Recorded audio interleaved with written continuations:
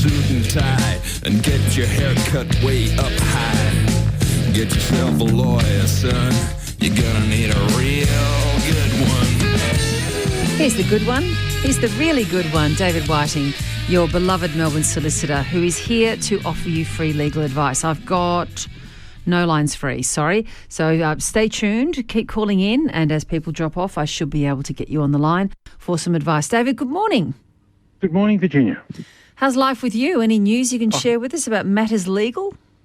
No, life is, I've taken a few days off and have decided not to read the legal news this week. So what a good things idea. are quiet, but I'm watching with interest what's happening with the UK and the Prime Minister, I think. Oh, yes. Was that the quote that I heard just before on the news bulletin about kicking a can down the road, but he's running out of road? I thought it was a nice image. Yes, there was that one, but there was a report in the Times this morning that said that Sue Gray, who's been conducting the investigation, has handed over 500 pieces of paper and 300 photos.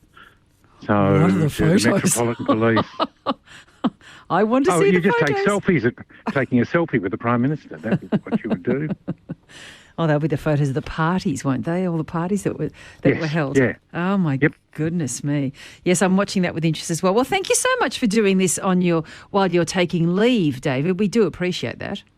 Well, it's just now that you can't come to the studio anymore at the moment, Virginia, it seems to me that next week I'll give you a picture of where I've chosen for the next location. Oh, please, that'd be great if we can just sort of do you on rotation. Well, let's get to it. Matthew's calling in from Muckleford. Before we talk to Matthew, we had some homework from last week. We did. I'm sorry. Go ahead. Yes. We had Lou from Box Hill South. Lou was ringing in relation to her mum. Her mum is not well. I think it was early onset dementia, unable to live at home, living with Lou, and because she couldn't live alone, Lou and family took her on an overseas trip for a year and 4 days and lost the Centrelink benefit and had to repay, and then got slugged with a $9,000 land tax bill for the house that she wasn't living in because she wasn't well enough to do so. Now, Lou spoke in relation to land tax, and I can tell you that Section 56(1) capital A of the Land Tax Act says that if you're unable to live independently and you are living with someone who provides you with care on a daily basis, you can still claim the principal residence exemption. So, and what Lou was asking was, well, where's the provision that says I can keep it? Well, there it is, Section 56, subsection 1A. What Lou would need to start with would either be what's called an ACAS assessment, an aged care assessment, about competency, or a letter from her mum's treating doctor saying that she's not able to live independently. Okay. And that should solve that problem. And that will. Okay, great. Lou, I certainly hope you're listening this morning because it sounds like great advice. Matthew in Muckleford is our first caller this morning. Go ahead, Matthew. Good morning, Virginia and David. My daughter is a uni student living in Melbourne. We live in Muckleford, and she comes up to visit us weekly and does a couple of shifts at a large supermarket in the area. And she's been sent home several times from her shift when she's arrived because the trucks haven't come in to unload. And she's been quite distressed about that because she's needing the income to support herself in Melbourne. When she's gone to work the other day, they've fired her, called her into a meeting and fired her without any prior notice to say that they're going after her for time theft, and said that she hasn't clocked off on all the shifts that she's been sent home early from. Time theft? And time theft, yep, they use the word time theft. Mm-hmm. And she said that the shift manager never told her to clock off a couple of times when she was told to come back. She clocked off when she was told there was no work at all. But this always occurred when she actually arrived, like didn't get a heads up beforehand. And then the couple of times that she didn't clock off and came back 4 hours later, no one said anything to her over the couple of months that this has been happening.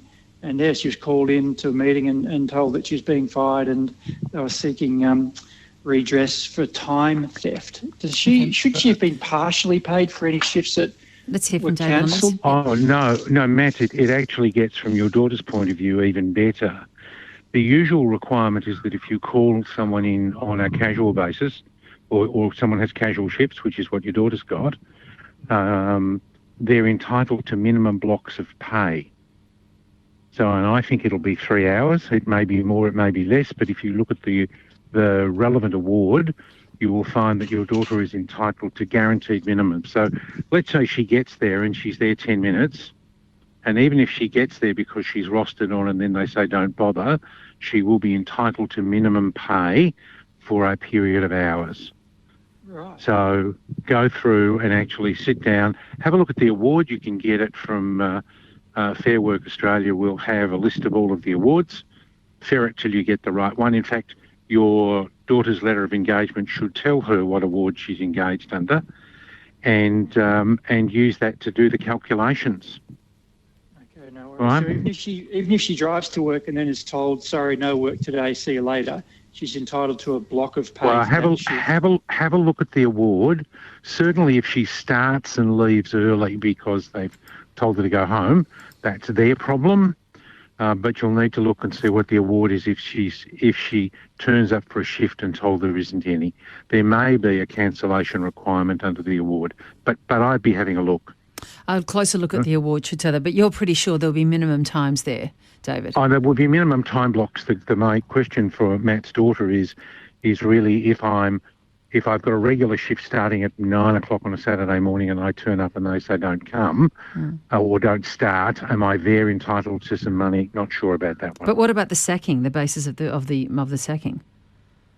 Well, the sacking for a casual, assuming that she's really a casual, not a permanent part-timer, the sacking requires I just don't put you on the roster anymore. So it's not that I'm sacking you, you just don't come anymore. Right. That's the nature of a casual employment. Sure, is they that can just do that. There's no certainty of tomorrow. Okay. Good luck, Matthew, and good luck for your daughter. I hope she finds better work elsewhere. It sounds like she certainly would deserves a better workplace than that. Chris in Northwood, what's going on? Hello, Chris. Oh, morning. Sorry. You're on air. Go ahead. Okay. We have a query on the legal status of giveaway to stock signs that are put out on roads as we're putting stock across the road. So you're saying stock, S-T-O-C-K, not S-T-O-P? No, stock, as in sheep. That's what I said, S-T-O-C-K, yes. Yeah, that's what I said, stock. Yeah, okay. As in sheep. Yep. So I was just spelling it out for those people who may have heard stop. But go ahead, Chris. Okay. And if you think about it, Chris, logically, you don't give way at a stop sign, you stop at a stop sign. Exactly. So, our query is with stock, not stop. Don't know. I can tell you it will be in the road rules, and I will, for everyone else, I'll have a look probably this afternoon. Because it's a yellow sign, it's probably an advisory sign rather than a compulsion sign. There is. Right? So yep.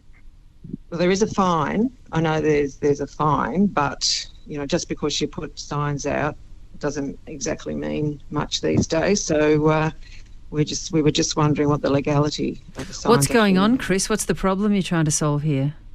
Well, a lot of traffic coming through now, and a lot of people perhaps coming from the city who don't realise what these signs actually mean. Mm-hmm. A lot of people don't even slow down.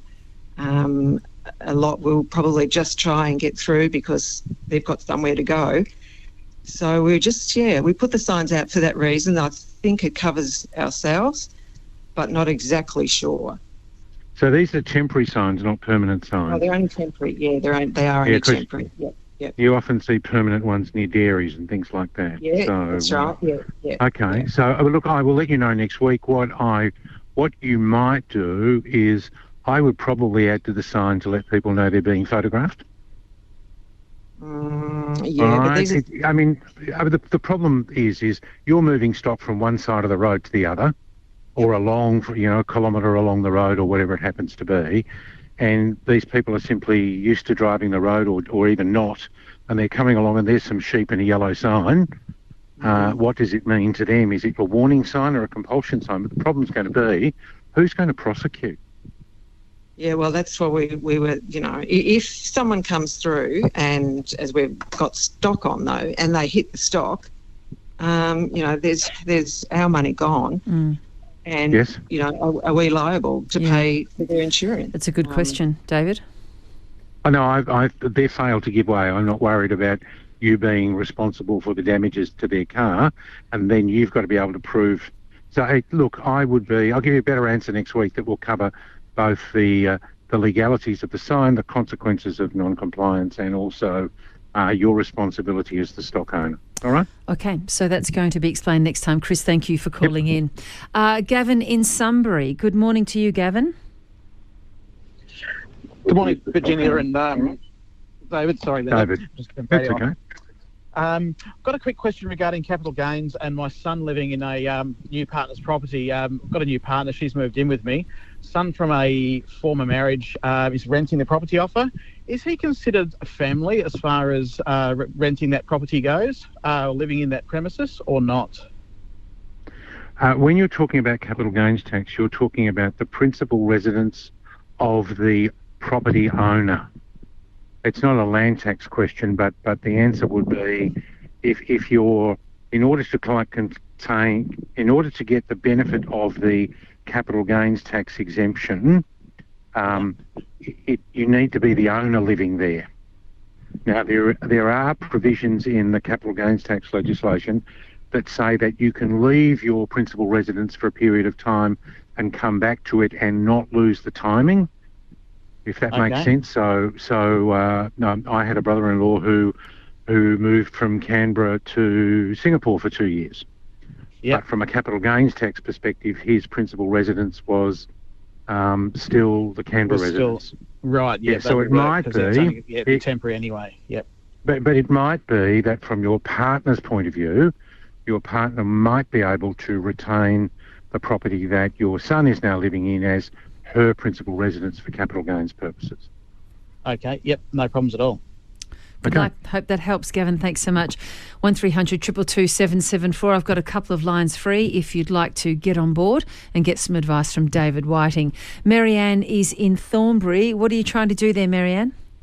Yeah, hi Virginia and David. This is just a question about any recourse I might have with a small travel company, a one-person company that runs music tours and in Australia and overseas. I paid $1,500 deposit for a trip to India in January 2020, so pre-COVID, and it was due to take place that year in India at around August, September. Obviously, it was cancelled and due to COVID. Sure. And so you're trying to get a deposit back, are you? Yeah, and I've tried through different emails, and the last sort of notification from this person was he runs tours here in Australia and elsewhere and said his position is that deposits are non-refundable and that he is willing to make them interchangeable for tours in the future. So tours in Australia and there's one coming up in India. Okay, where I wanted to get to was that you haven't changed your position with the travel agent. The answer is you haven't negotiated a new deal. This is just a discussion about... No, okay, then the answer would be you're entitled to your $1,500. While deposits are considered to be non-refundable, and I understand why from a supplier's point of view, the supplier has absolutely failed to deliver. The supplier cancelled the trip. The $1,500 you can have back. You can take them out of the VCAT. You're just going to have to wait a long time. Did you pay by credit card? Yes. Rightio. Well, both Visa and MasterCard, which are effectively the two players in the market, have refund rules which apply in circumstances where there is a failure of consideration. All right, so see if you can... Another company, yep. Okay, well, whoever is providing the credit will have some refund rules where there is a failure to supply. All right? Thank you so much. Thank you. Good luck. I hope that's helpful. Sounds like it is. Peter in Thomastown, how can David help? Hi, good morning. Look, we settled on a property around about 4 years ago. In one of the special conditions, there was a clause attached that said that on the day of settlement we'd receive a deed of agreement in regards to an area of maintenance. Now, it came to our attention that we actually don't have that deed of agreement. Now, I've spoken to our solicitor, who's spoken to the solicitor who was acting for the people we bought the property off then. Now, the vendor solicitor apparently is going to look into this, but I'm just wondering what happens if that deed of agreement wasn't done? Well, I suppose my first question is, do we assume that the person you bought from is still willing to sign such an agreement? We don't know, but I know in the special conditions it says that that special condition and the deed of agreement would then be passed on to their heirs, successors, and the new purchasers. There's a new purchaser now too. Can I ask, Peter, was this to give a benefit to the seller or a benefit to you?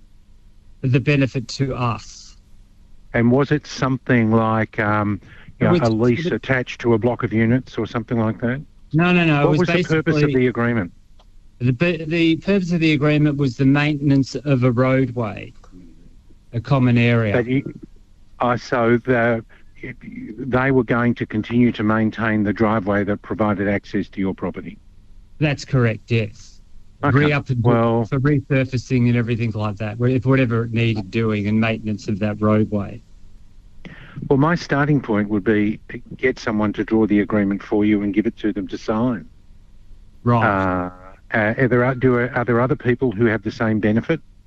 Well, we believe so. Our neighbours, I think, they've got to check their contract, but I'm not sure whether they've done that yet, but they'll have to. But there's been a new owner now of the property that sort of were meant to give us that deed of agreement. So, well, I think your problem is that you're going to have to be, and we don't know what the terms of that contract are.